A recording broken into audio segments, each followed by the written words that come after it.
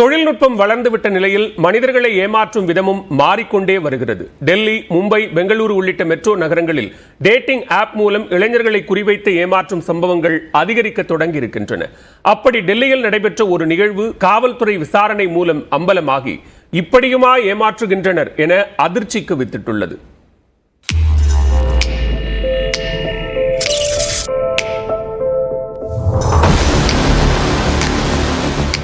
டெல்லியில் civil service தேர்வுக்காக தயாராகி வந்த இளைஞர் ஒருவர் டேட்டிங் ஆப் மூலமாக ஒரு பெண்ணை டேட் செய்திருக்கிறார். அந்த பெண் தனது வாட்ஸ்அப் நம்பரை அனுப்பியதைத் தொடர்ந்து இருவரும் வாட்ஸ்அப் மூலம் பழகி வந்தனர்.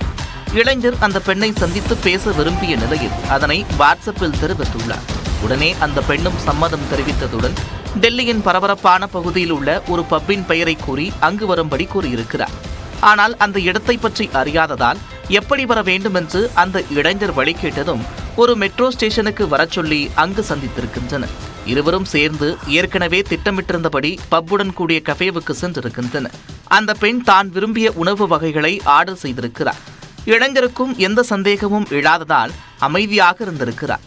ஆனால் திடீரென்று கெஃபேவின் மெனு கார்டில் இல்லாத சிலவற்றை அந்த பெண் ஆர்டர் செய்ததால் இளைஞர் திகைத்து போனார். எனினும் முதல் டேட் என்பதால் பொறுமை காத்திருக்கிறார். திடீரென்று அந்த பெண்ணுக்கு ஒரு செல்போன் அழைப்பு வந்த நிலையில் அவசரமாக செல்ல வேண்டும் என்று கூறி அறக்க பறக்க அங்கிருந்து சென்று விட்டார் அந்த இளம்பெண். சரி, முதல் டேட் இப்படி கனவாக போய்விட்டதே என்று நொந்தபடியே பில் செட்டில் செய்யும்படி அங்கிருந்த ஊழியரிடம் கேட்டிருக்கிறார் அந்த இளைஞர். பில் வந்ததும் அதிர்ச்சி அடைந்திருக்கிறார். அங்கு தன்னை மையமாக வைத்து ஒரு மிகப்பெரிய மோசடி நடந்திருக்கிறது என்பதை உணர்ந்திருக்கிறார் அந்த இளைஞர். ஏனென்றால் பில் தொகை 1,20,000 ரூபாய். இவ்வளவு தொகைக்கு எப்படி பில் வந்தது என்று கேட்டபோது அந்த கஃபேவில் இருந்த மேலாளர்கள் மற்றும் பவுன்சர்கள் மிரட்டும் தோணியில் அந்த இளைஞரிடம் பேசியிருக்கின்றனர். வேறு வழியின்றி 1,20,000 ரூபாய் பணத்தை செட்டில் செய்துவிட்டு வெளியே வந்திருக்கிறார். எனினும் மனம் பொறுக்காமல் போலீசில் புகார் அளித்திருக்கிறார்.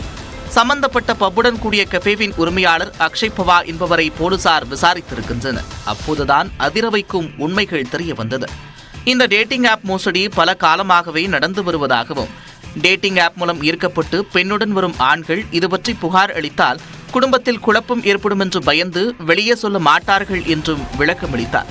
தொடர்ந்து நடத்திய விசாரணையில் டேட்டிங் ஆப் மூலம் அறிமுகமாகும் இளம்பெண்ணுக்கு பில் தொகையில் 15% வழங்கப்படும் என்றும், பப்பில் மேலாளராக பணியாற்றுபவர்களுக்கும் 45%, மீதமுள்ள 40% பணம் பப் உரிமையாளருக்கு சென்றுவிடும் என்பதும் தெரிய வந்தது. டெல்லியில் மட்டுமின்றி மும்பை, பெங்களூரு, ஹைதராபாத் போன்ற மெட்ரோ நகரங்களிலும் இந்த டேட்டிங் ஆப் மோசடி நடப்பது அம்பலமாகியிருக்கிறது.